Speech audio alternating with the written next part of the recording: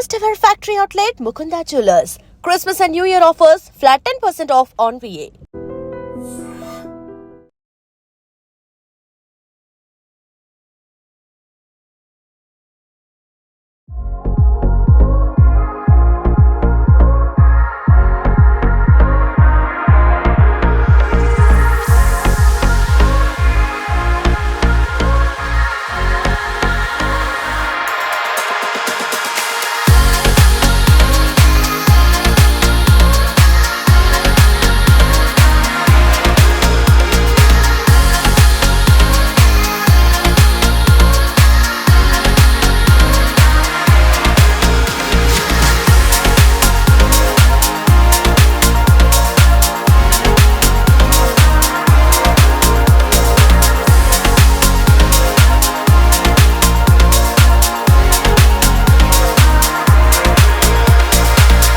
Telugu film chambers కి సంబంధించిన ఎన్నికలు ఈ రోజు జరుగుతున్నాయి. సో ఇక్కడ రెండు ప్యానెల్స్ ప్రధానంగా పోటీ పడుతున్నాయి. ఒకటేమో మన ప్యానెల్, ఇంకోటేమో progressive panel. Progressive panel in the sense చాలా పెద్ద ప్రొడ్యూసర్లు అందులో ఉన్నారు. ఇక మన ప్యానెల్ కి సంబంధించి చూసినట్టయితే చిన్న ప్రొడ్యూసర్లు అంటే పెద్ద ప్రొడ్యూసర్స్ వర్సెస్ చిన్న ప్రొడ్యూసర్స్ అన్నటువంటిగా ఇప్పుడు ఎన్నికలు అయితే సాగుతున్నటువంటి సిచ్యువేషన్ అయితే కనిపిస్తోంది.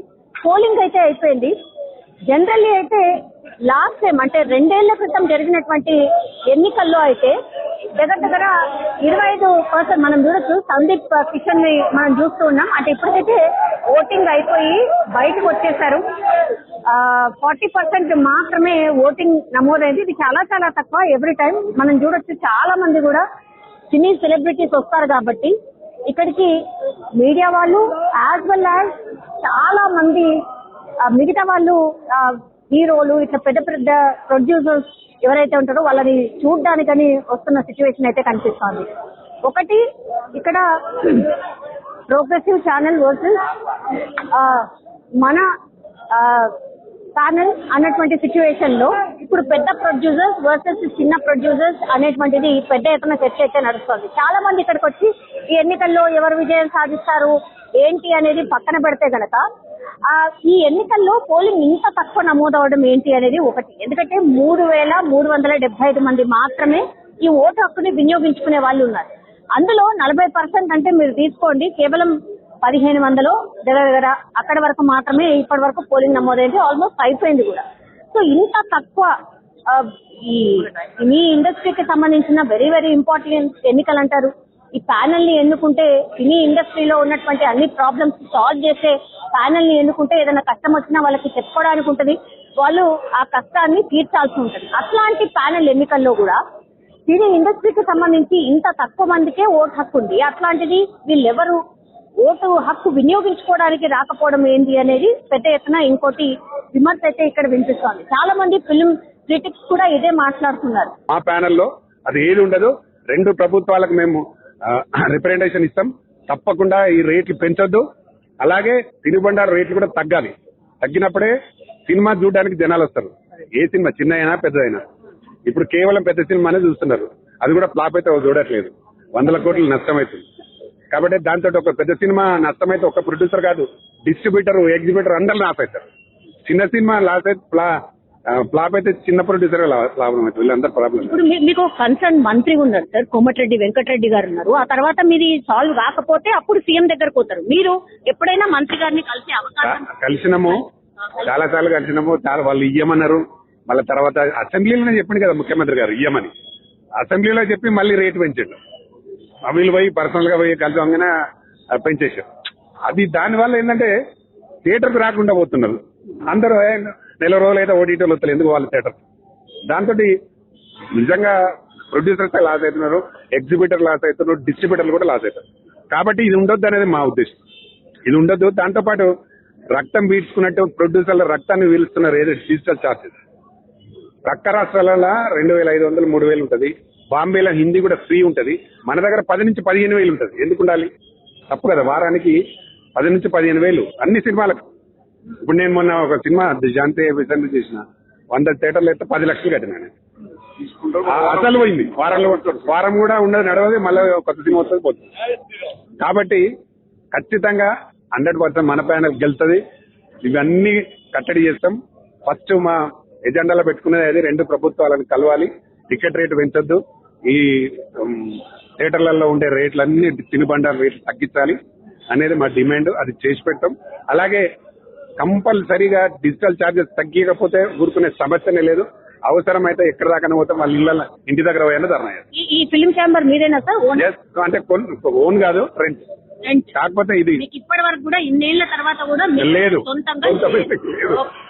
ఇదేంది రెంట్ 30 సంవత్సరాలు లీజ్. ఈ నెలతో ఈ సంవత్సరంతో అయిపోతుంది. నెక్స్ట్ దాన్ని కూడా ఏదో కడతామనంటే నిజంగా మాకు ఇస్తా అంటే తీసుకుంటాం. ఒకసారి తక్కువ రేటుకి ఇస్తా అంటారు, దాన్ని తీసుకుంటాం. అందులో కొందరు వద్దని, కొందరు కావాలని రకరకాలుగా మాట్లాడుతున్నారు మా వాళ్ళే. కానీ వాళ్ళు సొసైటీ వాళ్ళైతే తప్పకుండా మీరు ఇన్ని సంవత్సరాల నుంచి ఉన్నారు కాబట్టి మీకు ఇస్తామనే ఫస్ట్ మాట మాట్లాడతారు. అది థ్యాంక్ యూ. మా తెలుగు ఫిల్మ్ ఛాంబర్ ఓటర్లందరికీ ఫస్ట్ థ్యాంక్స్. పాపం మీరు ఎంత టైం వరకు ఉన్నారు. ఇప్పుడే కార్యక్రమాలన్నీ ముగిసినాయి. మా ప్రెసిడెంట్ ఎగ్జిబిటర్ సెక్టార్ నుంచి సురేష్ బాబు గారు ఫస్ట్ 1 year ఆయన ప్రెసిడెంట్గా ఉంటారు.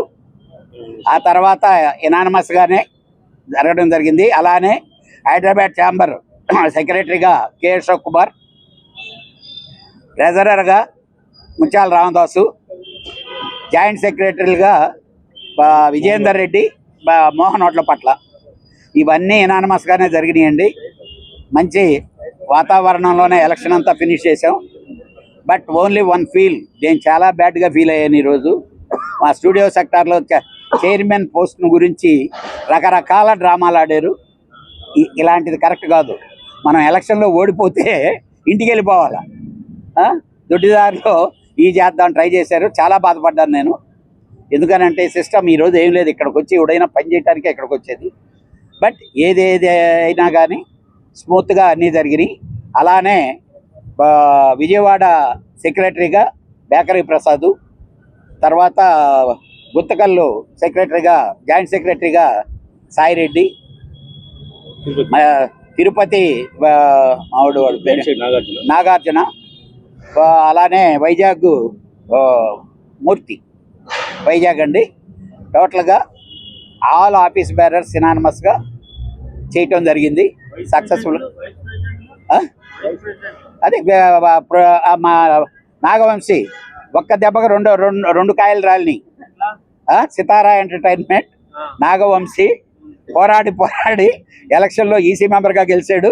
మా ప్రొడ్యూసర్స్ తరఫున వైస్ ప్రెసిడెంట్ కూడా అయ్యాడు. థ్యాంక్స్ టు మా వంశీకి.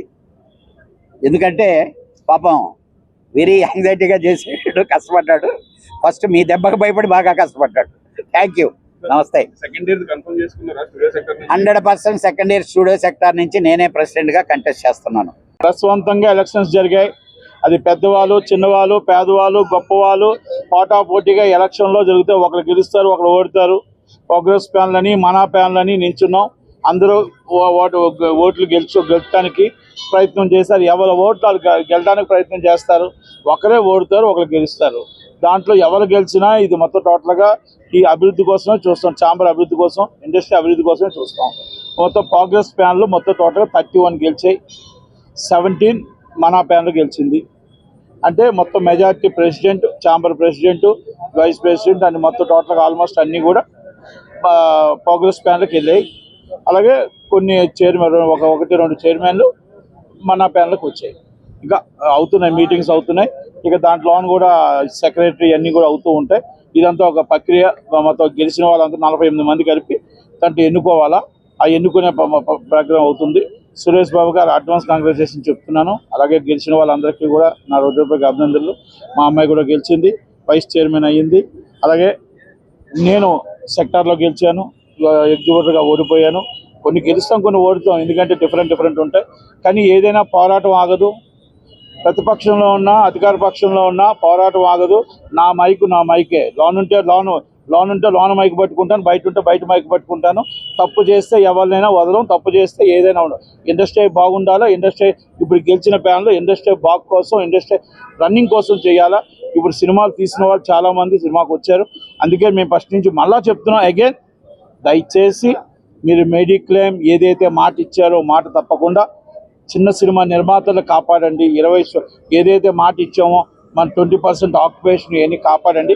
మీరు కాపాడకపోతే మళ్ళీ వచ్చి మీ దగ్గర పోరాడతాం, మీ దగ్గరకు వచ్చి పోరాడతాం. కనుక అందరూ గెలిచిన వాళ్ళందరికీ అభినందనలు తెలియజేస్తూ సురేష్ బాబు గారు ప్రెసిడెంట్గా ఏకంగా అయ్యారు. తక్కువలు అన్నీ కూడా పోస్టులన్నీ అవుతున్నాయి. కనుక మీకు అంతా వచ్చి మీకు ఆ ప్యానల్ వాళ్ళు చెప్తారు. 31 వాళ్ళు 17 ప్యానల్ది మన ప్యానల్ గెలిచారు. Thank you very much. Prasanna గారు గెలిచారు, కళ్యాణ్ గారు గెలిచారు, దాము గారు గెలిచారు, అలాగే భరతభూషణ్ గారు గెలిచారు, చంద్రబాబు శ్రీనివాసరావు గారు గెలిచారు. అవతల కాసి నుంచి వాళ్ళంతా కూడా గెలిచారు. వంశీ గారు గెలిచారు, ప్రియాంక గారును వంశీ మన మైత్రి రవి గారు లాస్ట్ ఒక 10 ఓట్స్లో ఓడిపోయారు. ఓకే, వాళ్ళు కూడా గెలిచి ఉంటే బాగుంది అనిపించింది. ఎందుకంటే అందరూ ఒకటే, ఎలక్షన్ తర్వాత అందరూ ఒకటే, అందరూ కూడా అభివృద్ధి కోసం చేసేవాళ్ళే, వాళ్ళు కూడా గెలాలి. మీడియా మిత్రులకి, మీడియా అధినేతలకి, ఇది చూస్తున్న ప్రేక్షకులకి, తెలుగు ప్రేక్షకులకి మా ఫిల్మ్ ఛాంబర్ ఎన్నికల్లో ఈరోజు మన ప్యానెల్ ఘన విజయం సాధించిందండి. 12 ఈసీ మెంబర్స్ గాను 7 సీట్లు గెలిచామండి. అట్లాగే సెక్టార్లో 20 ఉన్నాయి, దాంట్లో 12 గెలిచామండి. సో ఘన విజయం సాధించింది మన ప్యానెల్. చంద్రబాబు శ్రీనివాసరావు గారు, కళ్యాణ్ గారు, ప్రసన్న గారు, ఇంకా మరి మా పెద్దలు, మా సపోర్టర్స్, అట్లాగే మా ప్రొడక్షన్ ఎగ్జిక్యూటివ్స్ యూనియన్ వీళ్ళంతా కూడా ప్రొడ్యూసర్స్గా ఉన్నారని వీళ్ళందరూ కూడా చాలా సపోర్ట్ చేసి, అట్లా ఫెడరేషన్ నుంచి కూడా సపోర్ట్ చేసి ప్రతి ఒక్క మెంబరు లేడీ ఓటర్స్ కూడా వచ్చి ఉన్నారండి. ప్రతి ఒక్కరికి పేరు పేరున మా ఈ గెలిచిన శుభ సందర్భంలో అందరికీ కూడా ప్రత్యేక కృతజ్ఞతలు తెలియజేస్తామండి. మాటలు రావట్లేదు. లాస్ట్ టైం కూడా గెలిచాం 2023 జూన్లో ఇదే ఛాంబర్లో సెక్టార్లో గెలిచాం, ఈసీలో గెలిచాం. చాలా సంతోషంగా ఉంది. మరి మా పెద్దలందరూ వచ్చి మాట్లాడతారండి మీడియాతో. కాబట్టి అందరూ కూడా వారు వచ్చే వరకు వెయిట్ చేయవలసిందిగా రిక్వెస్ట్ చేస్తామండి. పేరు పేరున గెలిపించిన వారందరికీ మరొకసారి ప్రత్యేక కృతజ్ఞతలు. ఇదంతా టెలికాస్ట్ చేయవలసిందిగా మీడియా సోదరులకి, మీ పెద్దలందరికీ కూడా నా ప్రత్యేక ధన్యవాదాలు. Thank you. వాళ్ళకి చేయడానికి ఒక అవకాశం ఉంటుంది. లేనప్పుడు ఏమైతుందంటే ఎందుకు చేయలేదని మనం కూడా అడగలేం. ఎందుకంటే మనం కూడా ఒక ఫుల్ ప్యానెల్ ని సపోర్ట్ చేసి ఉంటాం. సో ఆటోమేటిక్ గా అందరూ ఒకే ఒపీనియన్ తో వెళ్ళారు కదా. ప్యానెల్స్ అని ఎందుకు వస్తాయి? డిఫరెన్స్ ఆఫ్ ఒపీనియన్ ఉండబట్టే 2-3 ప్యానెల్స్ అని వస్తాయి. సో ఆ 2-3 ప్యానెల్స్ లో డిఫరెన్స్ ఆఫ్ ఒపీనియన్స్ ఉన్న వాళ్ళందరినీ ఎలెక్ట్ చేసి ఒక ప్యానెల్ గా పెట్టి మీరు పని చేయండి అని చెప్తే ఎవరికన్నా కష్టమే. సో ఎప్పుడన్నా కూడా ఇలాగ ప్యానెల్స్ అని ఉన్నప్పుడు ఫుల్ ఫ్లెజ్డ్ గా ఒక ప్యానెల్ కి ఓట్ చేస్తే ఎవరన్నా ఏదైనా చేయగలుగుతారు. అప్పుడు మనం చేశారా చేయలేదని అడగడానికి కూడా ఉంటుంది. ఇప్పుడు మనం అడగడానికి లేదు. ఎందుకంటే లాస్ట్ టైం సగం ఆల్మోస్ట్ 60-70% అట్లాగ వచ్చాయి 2 ప్యానెల్స్ నుంచి. So this is my opinion. This is absolutely only నా ఒపీనియన్ అండి. ఇందులో ఏ కాంట్రవర్సీ లేదు. I'm not here for any controversies. నేను ప్రోగ్రెసివ్ ప్యానెల్ విన్ అయితే బాగుంటుందని అనుకుంటున్నాను. అయితే మీరు మీలాంటి వాళ్ళందరూ కూడా వచ్చి ఓటేసినప్పటికీ కూడా పెద్ద హీరోలకి బ్యానర్లు ఉన్నా కూడా ఎవరు రాలేదు. సో దీని మీద ఏమంటారు? ఓటింగ్ కి వాళ్ళు రాకపోవడం వెనక కారణం ఏంటంటే నాకు నిజంగా తెలియదు. బికాస్ నేను ఆఫ్ ఉన్నాను ఒక లాస్ట్ 4 weeks గా. As you all know, Rajasekhar garu met with an accident in shoot and he fractured his ankle. So నేను అసలు బయట ప్రపంచంతో నాకు కనెక్షన్సే లేవు. ఎలక్షన్స్ అన్నారు, నేను వచ్చి నాకు అనిపించింది నేను చేశాను, నాకు తోచింది నేను చెప్పగలిగాను. What I felt is right I'm doing.